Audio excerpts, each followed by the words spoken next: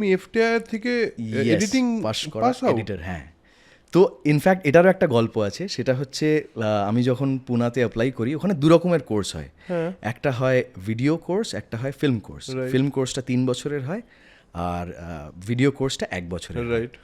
তো আমি অবভিয়াসলি দুটোর জন্যই অ্যাপ্লাই করেছিলাম, কারণ জানতাম যে মানে সুযোগ পাওয়াটা খুব ডিফিকাল্ট। হ্যাঁ হ্যাঁ হ্যাঁ।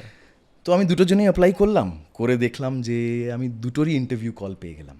আচ্ছা। তো আমি গেলাম, গিয়ে প্রথম ইন্টারভিউটা দিলাম, ভিডিও কোর্সের ইন্টারভিউটা।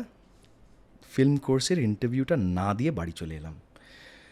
আমি মনে মনে ভাবলাম যে আমি তো প্রফেশনাল এডিটর হতে চাই না, তুমি তো অ্যাক্টিং করতে আমি তো চাও। অভিনেতা হতে চাই, রাইট। আমি সিনেমা বানানো শিখতে চাই।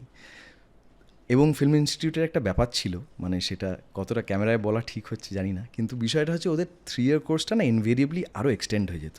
হ্যাঁ মানে হ্যাঁ, যারা হ্যাঁ, 3 বছরের কোর্সটা করে তারা ইনভেরিয়েবলি 5 বছর কাটিয়ে আসে একদম ওখানে। একদম 4.5 থেকে 5 বছর হ্যাঁ। কাটিয়ে আসে। তো আমার বক্তব্য হলো যে আমি কি আমার জীবনের 5টা বছর এডিটিংকে দিতে রাজি আছি। ঠিক। আমি প্রফেশনাল এডিটর হতে চাইলে অফকোর্স এটা একটা অবশ্যই, বিরাট পাওয়া হবে, বিরাট। কিন্তু আমি তো প্রফেশনাল এডিটর হতে চাই না। ঠিক।